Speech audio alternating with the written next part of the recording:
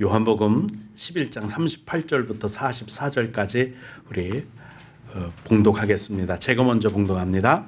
예수는 아직 마을로 들어오지 아니하시고 마르다에 맞던 곳에 그저 계시더라.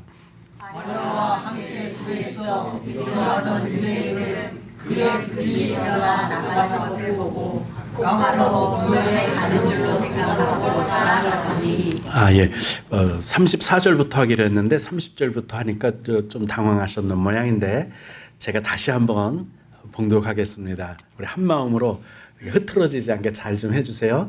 그러기 위해서 우리가 좀 마음을 모으기 위해서 또 복을 서로 빌어드리는 시간 갖겠습니다. 예수님의 이름으로 축복합니다. 우리 옆 사람 보면서 예수님의 이름으로 건강하세요. 예수님의 이름으로 축복합니다.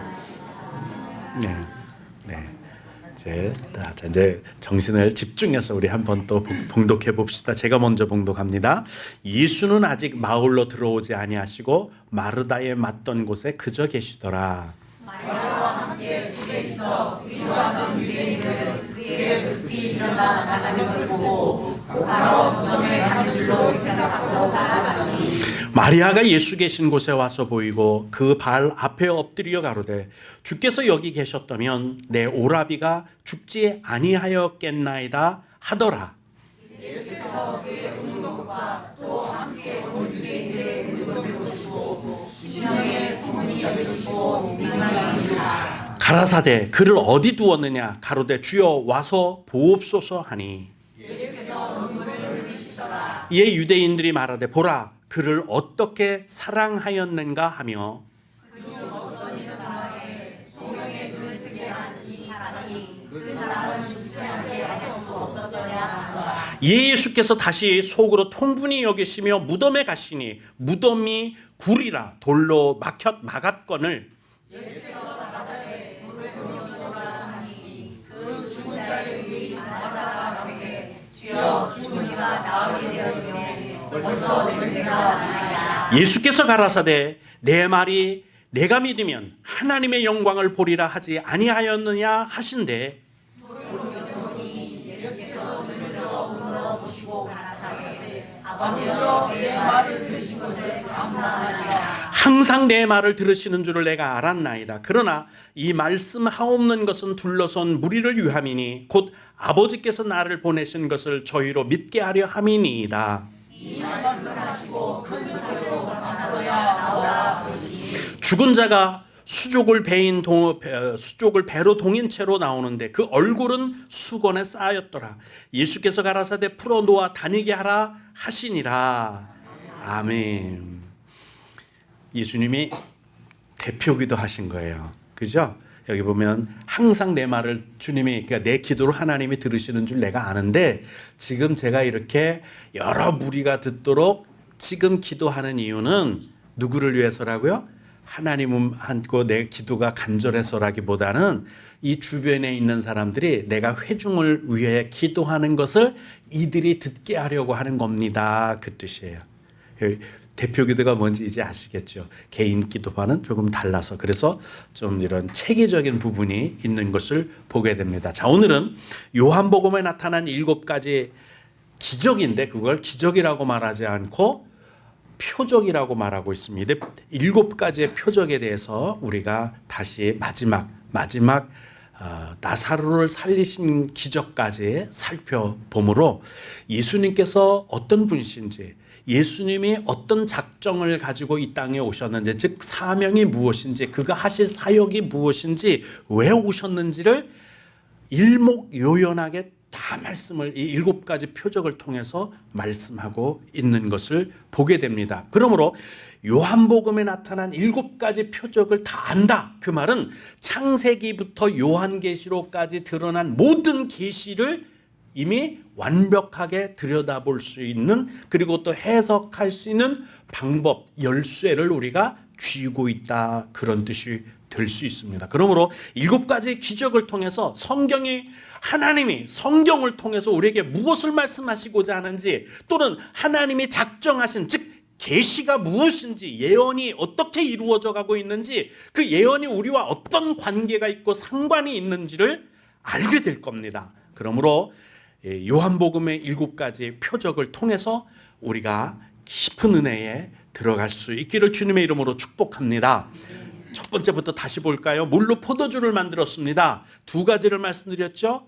물질을 재창조한다는 뜻은 하나님이시구나, 창조주시구나, 조물주시구나라는 걸 알 수 있습니다. 뿐만 아니라 잔치가 끝날 집에서 잔치를 계속하게 하셨단 말은 사망으로 인생이 끝날 거였습니다. 그런데 생명잔치를 계속할 수 있도록 물이 포도주가 되게 하신 겁니다. 당신이 포도주와 같은 물과 피를 온몸에서 십자가에서 다 쏟으신 겁니다. 이것이 내가 예수 그리스도야. 그리고 내가 이런 계시가 되었기 때문에, 작정이 있기 때문에 표징으로 보여줄 수 있는 건 아닙니까? 표징으로 보여줬다는 얘기는 예전에 계획하고 작정하고 계시해 놓은 것과 이렇게 저렇게 될 것이라는 청사진을 작정한 것을 표징으로 보여준 거예요. 이게 청사진이야.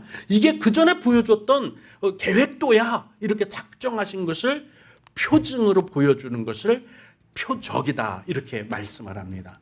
왕의 아들을 말씀으로 고치십니다. 온 천지 만물을 말씀으로 창조하신 하나님이죠. 그래서 요한복음 1장 시작은 이렇게 말씀합니다.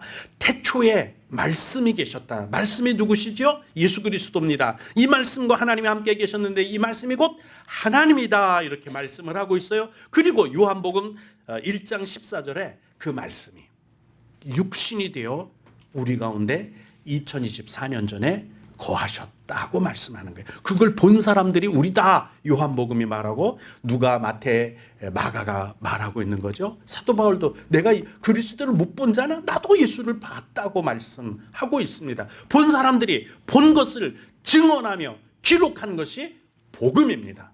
이 복음을 통해서 우리에게 무엇을 말씀하시는 겁니까? 예수 그리스도가 어떤 분이신지, 무엇 때문에 어떤 사명을 가지고 무엇을 사역하시기 이 땅에 오셨는지, 그것으로 우리가 어떤 혜택을, 어떤 은혜를 누리는지를 말씀하고 있는 거예요. 그 7가지를 드러내고 계십니다. 38년 된 병자를 고치는 것을 통해서 우리가 인생이 쓸쓸한 고해바다, 풍랑이 있는 바다, 천둥번개치고 광막한 광야를 지나가는 우리 고단한 인생, 시련의 인생, 고통의 인생, 허무한 인생이죠. 허망한 인생입니다. 아무리 노력해도, 고생해도, 애써도, 힘써도, 노력해도 얻을 게 없는 마지막 관짝 안에 들어가야 끝나는 게 사실 우리 인생, 그렇게 죽을 수밖에 없는 인생. 38년 된 병자가 스스로 할 수 없어서 내가 할 일이 없습니다, 할 수 없었습니다라고 고백하는 그 인생이 우리예요.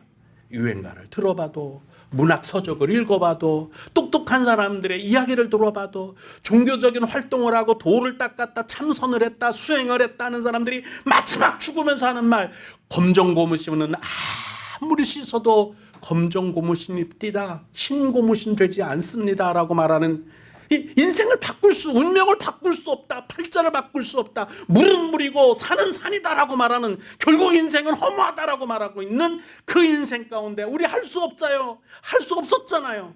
그때 주님이 일어나 걸어가라. 우리 38년 된 병자, 광야에 쓸쓸한 이슬처럼 살아가져가고 안개처럼 쓰러져 버려야 할 인생을 주님이 일어나 걸어가라 고치심으로써, 우리 인생이 예수 그리스도를 만나면 행운이 없어도, 성공하지 않아도, 요행을 바라지 않아도, 운수대통하지 않아도, 행복하지 않아도, 누리지 못해도 영원한 생명을, 내 병든 죄악으로 심판받아 멸망할 수밖에 없는 허무한 인생을 복된 인생으로, 건강한 인생으로, 영생하는 생명으로 바꾸시는구나라는 것을 보여주셨습니다. 내 일을 위해서 왔다는 거죠. 그걸 3번째 기적을 통해서 보여주십니다. 그리고 오병이어의 기적을 통해서 5,000명을 먹이시죠. 5,000은 5이라는 숫자에 대해서 말씀드렸죠. 완성이에요, 완성. 손가락도 5개, 5대양 6대조, 5장육부, 5음양오행, 사람들이 하는 곳에 대부분은 5으로 끝나기 마련이에요. 5보다 물론 더 좋은 8이라는 게 있긴 있어요. 8은 새로운 것을 말해요. 새 시작이에요. 그래서 7, 7이 49 다음에 50은요 8번째 숫자예요. 그래서 제가 저번에 우리 오각 무슨 경자를 만들 때 오각형으로 진다고 말씀드렸죠. 팔각정도 있더라고요. 팔각정이 더 많아요. 그래서 팔이 더 좋은 거 세상 사람들도 아는구나. 안식일 다음 주일이 8번째 날이에요. 노아가 모든 멸망하는 곳에서 방주 안에 살아남은 사람이 8사람밖에 안 돼요. 이 8이란 말은 새로운 창조를 시작하는 거예요. 창조는 일주일 만에 끝났어요. 주님이 오셔서 새 창조를 하기 때문에 안식 후 첫날 부활하신, 즉 8째 날 부활하신 것이죠. 모든 것은 5으로, 모든 꽃잎도 보면 대부분 5개로 시작돼요. 이거를 피보나치 수열이라고 하는데 1, 3, 5 홀수로 시작하다가 10 이렇게 나가요. 꽃꽂이를 할 때 하나를 꽂는 거, 둘 꽂는 거 어느 게 더 이쁠 것 같아요? 하나가 더 이뻐요. 둘 꽂으려니 셋을 꽂아야 돼요. 4개를 꽂는다고요? 5개를 꽂아야 균형이 맞아요. 이게 피보나치 수열이래요. 점점 완성을 말해요. 즉 예수님께서 당신이 생명의 떡으로 하늘에 신령한 만나로 이 땅에 오셔서 내 몸을 먹어 내 피를 마셔야 살아, 그렇게 말씀하시면서 5을 5,000명을 먹였다는 얘기는 완성하셨다는 뜻이에요. 우리 구원을, 우리 생명을 주님과의 연합, 그리스도와의 신비를 통한 연합을 완성하셨다는 거예요. 예수를 우리가 먹고 우리가 예수 안에 있고 예수가 우리 안에 있는 것, 이렇게 말하는 것이 성경에 많다고 말씀드렸죠. 예수님이 신랑이래요, 우리가 신부래요. 아니 생물학적으로 그렇게 말하는 건가요? 아니에요. 뭘 뜻하는 거죠? 연합에 대해서 말하는 거예요. 교회는 주님은 머리시고 우리는 몸이래요. 정말로 그런가요? 진짜 우리 뭐 이렇게 갔다가 뭐 인형 머리 맞추듯이 그렇게 하실 것 같아요? 그렇게 한 몸으로 연합되는 신비한 연합에 대해서 말씀하는 거예요. 포도나무와 가지라는 거예요. 그렇게 예수님과 우리의 연합이 마치 부부관계처럼, 마치 포도나무와 포도가지처럼, 마치 머리와 몸처럼 유기적이고 한 구성체가 되는 신비한, 이거 설명하기가 어려운 그런 연합을 통해서 이루어지는데, 우리가 예수님의 몸과 살과 피를 먹고 마심으로, 우리가 세례를 기념함으로, 성만찬을 기념함으로 우리가 주님과 하나가 되는, 한 몸이 되는, 그래서 우리 삶 자체가, 우리가 사는 것이 저 사람 예수님 닮았는데, 저 사람 혹시 누구네 집 둘째 아들 아니야? 모습이 비슷해, 이미지가 비슷해, 이런 게 같은 신비 연합이라고 할 수 있겠습니다. 내 안에 거하라, 나도 너희 안에 거하리라. 이렇게 5,000명을 먹이신 생명의 떡으로 오신 주님을 말씀합니다. 지난 시간에 말씀드렸죠. 물 위로 걸어오신다. 물은 생명이에요. 물 없는 곳에 생명이 생길 수가 없어요. 반면에 물은요, 흉포해요. 물은 사망입니다. 요즘 댐이 무너졌네, 저수지가 무너졌네, 결국 그 주범이 누구예요? 물이에요. 물이 한번 휩쓸고 가면은요, 화재 후에는 남은 게 있어도 홍수 후에 남은 건 없대요. 다 쓸려가고 아무것도 흔적조차도 남지 않는 것이 물입니다. 그래서 물은 생명과 심판과 사망이 함께 공존하기 때문에 혼돈이라고 해요. 혼돈이 이거는 함께. 그런데 주님의 성령께서, 하나님의 성령께서 창조하시기 전에 그 수면 위를 운행하셨어요. 수면 위를 운행하셨어요. 주님이 풍랑이는 바다 위에 배에서 불안하게, 고단하게, 두렵게 지금 가고 있는 이 제자들을 찾아오실 때 어떻게 오셨어요? 수면 위로 걸어오셨어요. 물 위로 걸어오셨다는 얘기예요. 그리고 물을 잠잠케 하셨어요. 창조할 때 육지를 어디서 꺼내셨느냐면, 궁창 위물, 궁창 아랫물 있는데 궁창 아랫물을 가운데서 육지가 드러나게 하셨어요. 반대로 너무 패역하고 범죄하고 악한 이 세대를 어떻게 할까? 멸망시키리라 할 때는 물 가운데로, 혼돈 속으로, 심판으로 육지를 잠겨버리셨어요. 이게 물의 실체예요. 이런 곳에서 주님이 물을 다스리고 정복하신 분으로서 이 땅에 오셔서 우리를 건져내시는, 그 사망과 혼돈에서 건져내셔서 온전한 생명수가 있는 에덴 동산으로, 그리고 12과실을 맺는 요한계시록에서 말하는 생명강가로 우리를 인도하셔서, 혼돈이 아닌 생명강가로 인도하실, 우리의 손을 잡아 이끄실 주님에 대해서 당신이 말씀하십니다. 그리고 오늘 말씀은 여기서부터 시작해요. 소경을 눈뜨게 하는 것이 조금 아까 소경을 눈뜨게 하는 사람이 그래 죽은 자는 살릴 수 없었더냐 이 말을 하는 것을 본문에서 듣지요. 요 전에 소경을 눈뜨게 하는 표적을 행하셨어요.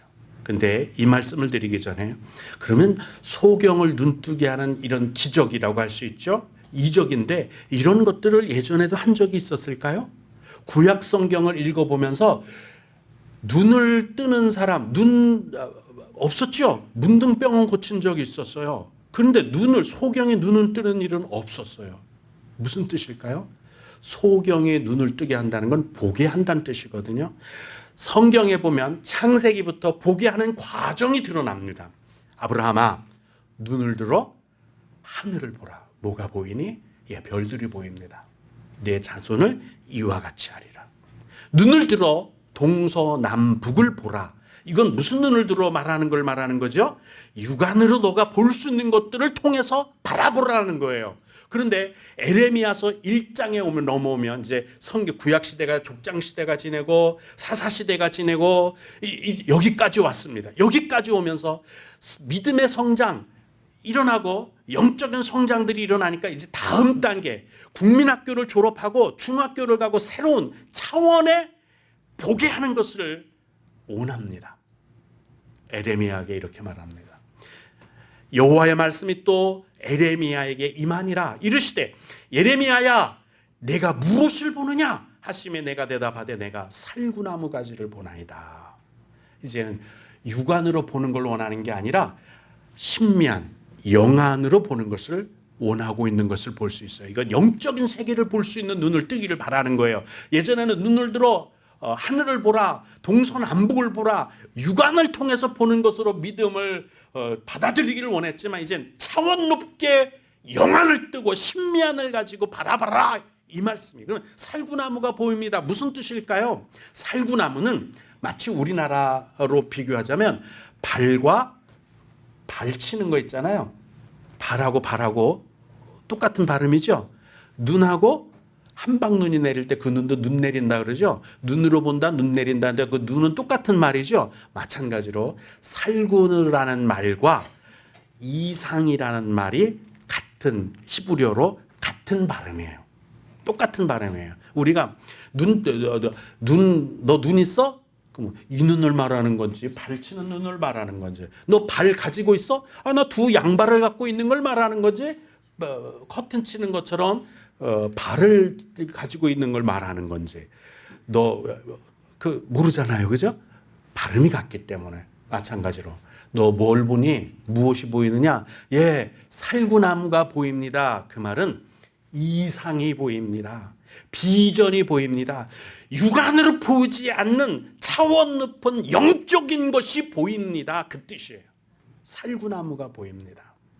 자, 살구나무가 이상, 꿈, 바람 이런 것들을 말하는데 이 살구나무가 보입니다라는 것은 소경을 보게 하는 영적 구원의 상태의 영적인 하나님의 나라, 십자가의 은혜 이런 것들을 보는 것은 살구나무로 보는 겁니다. 이상으로 보는 거죠. 영안을 열어야 보는 것이라고 말씀할 수 있습니다. 민수기서 17장에 이런 말씀이 있습니다. 법궤 안에 있는 것을 말하거든요. 이튿날 성막에 모세가 들어가서 봤습니다. 증거의 장막은 성막을 말하는 겁니다. 거기 보면 뭐가 있었죠? 가장 중요한 지성소에 들어가 보면 법궤가 있었어요. 법궤 안에 뭐가 있는지 기억나시나요? 만나의 항아리가 있었어요. 그 다음에 두 돌판, 여기에는 십계명이 쓰여지는 게 있었어요. 또 한 가지 있었죠? 아론의 지팡이가 있었어요. 이유는 거기서 싹이 났었거든요. 근데 그날 뚜껑을 열어보니까 이 아론의 지팡이에서 순이 돋고 잎이 나고 가지가 치더니 살구 열매를 맺었다고 기록하고 있어요. 할렐루야. 이게 무슨 뜻인지 이해가 되시겠죠? 설명은 못해도. 이 법궤 안에 들은 것은 하나님의 임재를 말하는데 왜 하나님의 임재냐면 이게 하나님의 전부는 아니에요. 다만 이 법궤 안에 있는 만나의 항아리 그리고 두 돌판의 십계명 아론의 지팡이는 뭘 하는 데 쓰는 거냐면 우리 인생을 구원하고 생명을 공급하고 우리 사람들이 살아가는 데 필요한 가장 중요한 살가야지 구조가 들어있는 거예요. 법 없이 살 수 없잖아요. 죄인인데. 그래서 살려면 너가 여기에 10계명이 필요해 주신 거예요. 너 먹지 않으면 살 수 없잖아. 만나 그 항아리에 담아 표징으로 보여주신 거예요. 너의 내일 일을 알지 못하잖아. 너희 운명을 너희가 스스로 개척할 수 없잖아. 너희 생명을 스스로 단돌이 할 수 없잖아. 그래서 우리를 지팡이로 인도하시는 거예요. 지팡이. 우리 생명을 인도하는 3요소가 하나님의 3요소가 들어있는. 그래서 하나님의 임재가 거기 있다고 말하는. 하나님은 이것만으로는 다 설명할 수 없지요. 하나님의 거룩하심, 하나님의 전능하심, 하나님의 영원하심, 무궁하심, 그 모든 걸 다 설명하는 것은 아니지만 우리 인간이 살아나가는데 결정적으로 필요한 세 가지를 담아 놓으시고 거기 하나님께서 임재하시고 내가 이것으로 너희를 구원하고 너희를 붙들어내고 너희를 영원히 살게 하마 내 자녀가 되게 하마 그것이 필요한 돌판과 만나와 지팡이를 거기 넣어 놓으신 거예요. 이게 우리한테 필수 불가결 꼭 필요한 것 절대 필요한 것이 이 세 가지거든요. 이걸 우리 성소에 두고 나 본 듯 해라는 거예요. 내가 내 영광을 여기에도 두겠다. 너희를 살리기 위해서 내가 작정하겠다는 거예요. 하나님이 계획하시겠다는 거예요. 그 계획을 보여주신 거예요. 거기에 아론의 지팡이가 죽은 지팡이냐 열매 맺지 못하는 지팡이냐 이상이 있다. 꿈이 있다. 비전이 있다. 영안이 열리는 것이다. 살구나무 열매가 맺히는 것을 보여주셨습니다. 반드시 하나님이 우리를 구원하시겠구나. 반드시 우리 생명이 열매 맺게 하시겠구나. 그것을 살구나무로 보여주신 겁니다. 출애굽기에도 보면 25장에 성막을 지을 때 등잔대를 만들게. 등잔이 뭐 할 때 필요하죠? 불을 밝힐 때 필요해요. 불을 왜 필요해요? 보기 위해서 필요한 거예요. 제가 교회를 밤중에 올라올 때 있습니다. 가로등에 나갈 때는요 반드시 후라시를 가지고 여기까지 와서도 후라시가 필요할 때 있어요. 왜? 봐야 되니까. 후라시가 있어요. 충전하는 후라시를 들고 이렇게 왔다 갔다 해요. 등잔대는 뭐 때문에 필요하죠? 보아야 하니까. 그냥 봐야 되니까. 그냥 등잔불로 육안으로 보는 것은 하나님이 원하지 않으시니까 거기에 살구꽃을 그려놓게 하시고 새겨놓게 하셨어요. 뭘 보라는 거예요? 이상을 보라는 거예요. 신면을 뜨고 영안을 뜨고 보는 것이 필요한 등잔대를 거기 갖다 놓으셨는데 이쪽까지의 살구꽃 형상의 잔셋 꽃받침과 꽃이 있게 하고 저쪽까지에도 살구꽃 형상 잔셋 꽃받침과 꽃이 있게 하여 등잔대 우리가 영안을 뜨고 보아야 할 것이 필요하다는 거예요. 나온 6가지의 갖게 할지며 등잔대 줄기에는 살구꽃 형상의 잔넷과 꽃받침과 꽃이 있게 하라고 말합니다. 이게 7지예요. 7등 잔대를 말합니다. 7개의 등을 키우는 것 7은 완전수를 말해요. 우리가 하나님의 나라를 완전히 볼 수 있는 거죠. 전도서에는 살구꽃에 대해서 이렇게도 말씀하세요. 이 살구꽃이 우리가 바라보는 이상이 어디에 있는지를 이렇게 말합니다. 또한 그런 자들은 높은 곳을 두려워할 것이며 누군지 가만히 생각해 보세요. 길에서는 놀랄 것이며 살구꽃 나무가 꽃이 필 것이며 메뚜기도 짐이 될 것이며 정욕이 그치린 이는 사람이 자기의 영원한 집으로 돌아가고 조문객들이 거리로 왕래하게 됨이니라. 노인네를 말하는 거예요. 노안이 든 사람. 그런 사람들은 높은 곳에 올라가면 젊은 사람은 펄떡펄떡 뛰어다니잖아요. 노인네가 되면 이제 그렇게 못한다는 뜻이에요.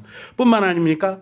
길에서는 놀랄 것이며 연세 드신 분 조금 아까 우리 전도사님하고도 얘기했는데 아이고 달라지셨던데요. 걷는 것조차도 힘들어 하시던데요. 말하는 것도 어눌하던데 그때가 되면은요 모든 사람 자기 탐욕으로 살던 사람 잔인하게 산 사람 악하게 산 사람 할 것 없이 모든 사람들에게 살구꽃이 피는 거예요. 내가 죽으면 이대로 죽으면 괜찮을까? 내가 이대로 죽다가 잘못하면은 지옥 가는 거 아닐까? 이대로 죽으면 내가 안 되는데 안 좋은 데 가는 거 아닐까? 이대로 죽으면 어떡하지? 혹시 그래서 마지막 죽을 때가 되면 사람들이 살구꽃이 피는 거예요. 어디를 바라봐요? 죽음과 너머의 세상을 바라보는 그래서 살구꽃이라는 거예요. 이상이 보이는 거예요.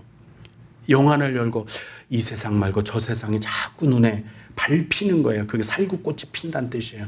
여러분 우리가 보는 살구꽃은 하나님의 영원한 나라 하나님의 무궁한 세계 하나님께서 우리에게 주시는 영생이 보이는 것을 살구꽃이 보이나이다라고 말하는 것이지, 심판을, 저승가는, 지옥 가는 것을 보고 살구꽃 핀다고 말하는 것은 성경 그렇게 말하는 게 아니에요. 모든 노인들은, 모든 사람들은 죽음의 건너편에 대해 근심하는 때가 와요. 조문객이 오고 가고, 그리고 메뚜기도 짐이 된다. 그 메뚜기가 뭐 대단할 거. 제가요, 돌아가시는 분들한테 보면 이 말하는 게 어마어마한 에너지가 들어간다는 거 아세요? 말을 잘 못해요. 그 힘들어서 말을 못해요. 고개 못 들어요. 베개, 사람 머리가 이게 대단히 무거운 거예요. 돌아가실 때가 되면 자기 목도 못 가놓으세요. 이게 그렇게 무거워요.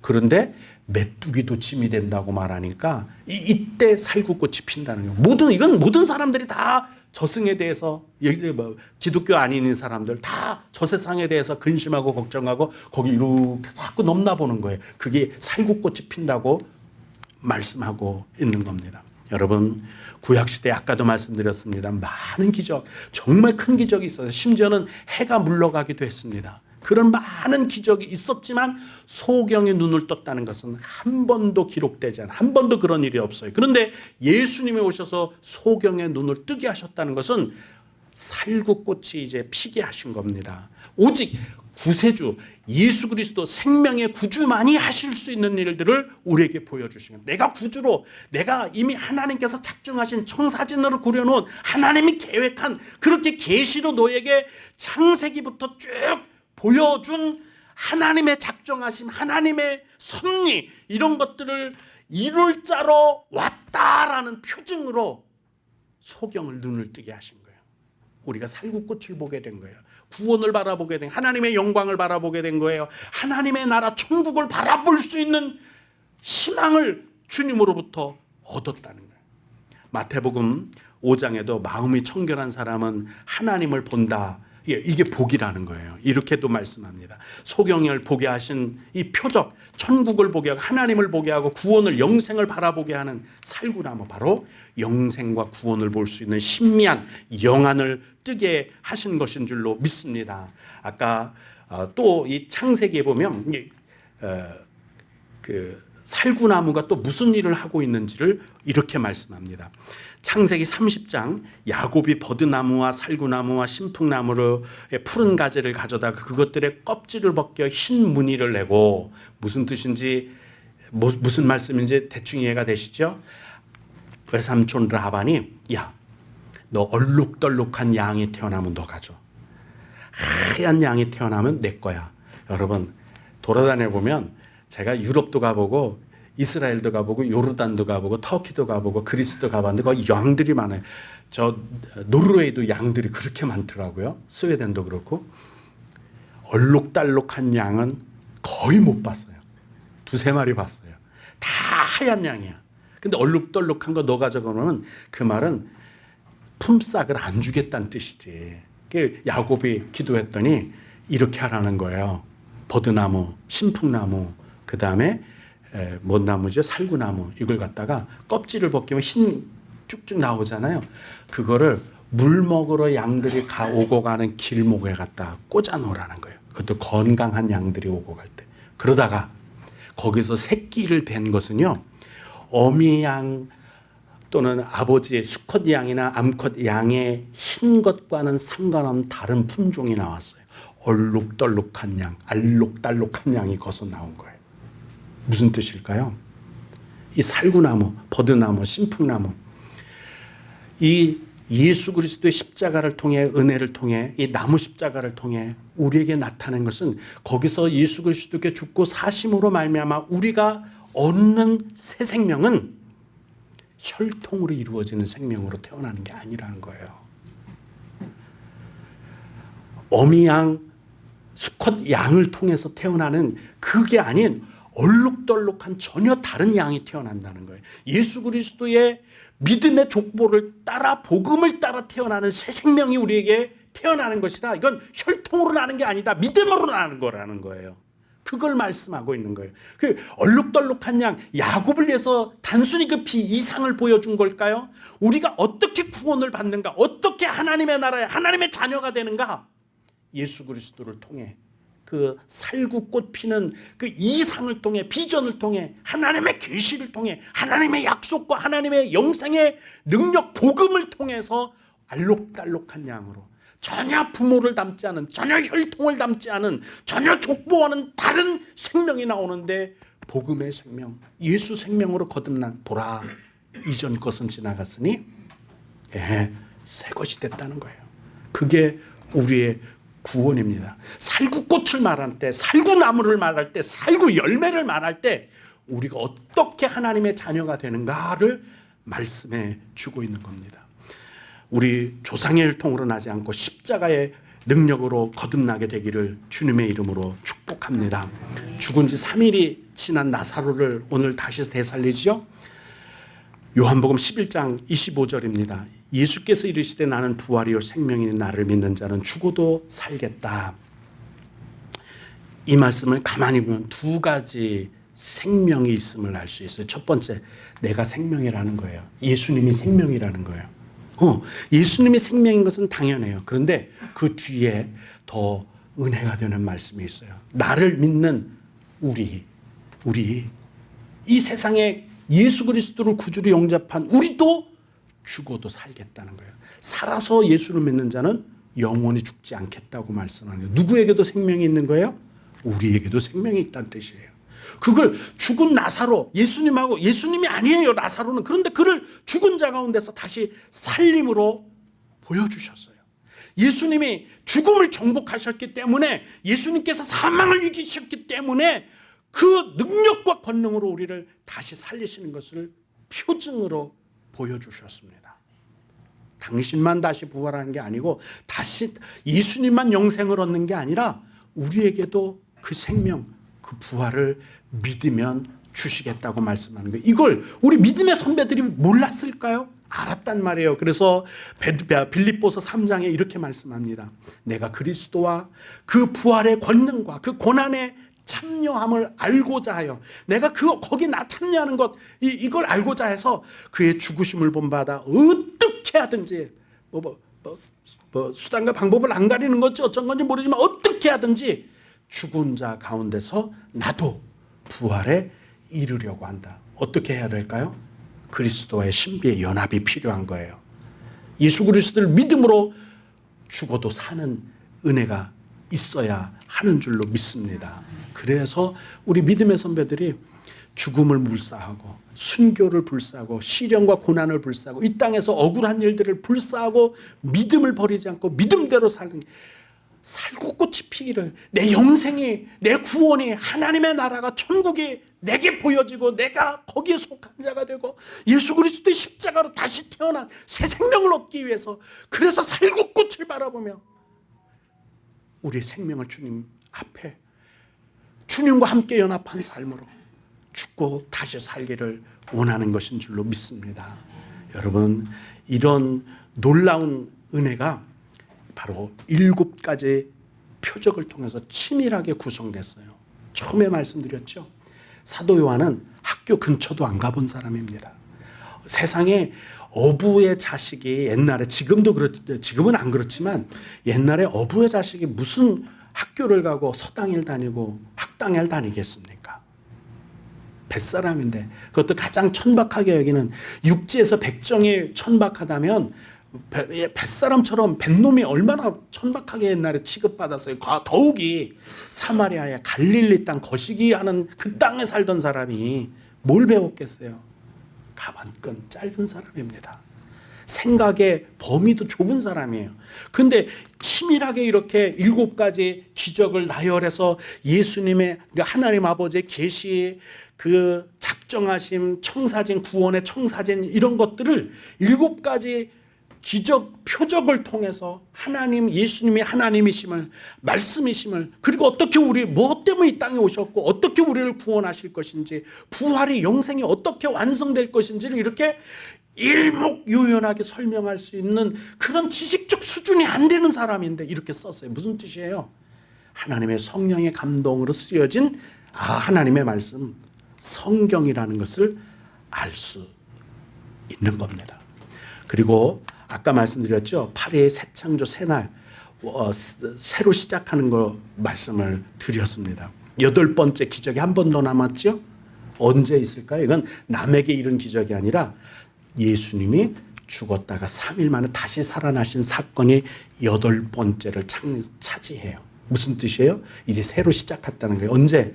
안식 후 첫날, 즉 8일째 되는 날 8번째 기적으로 하나님 예수님이 다시 살아나신 거예요. 이 부활은 예수님의 부활만으로 끝나지 않는다고 약속하는 것이 나사로의 부활이에요.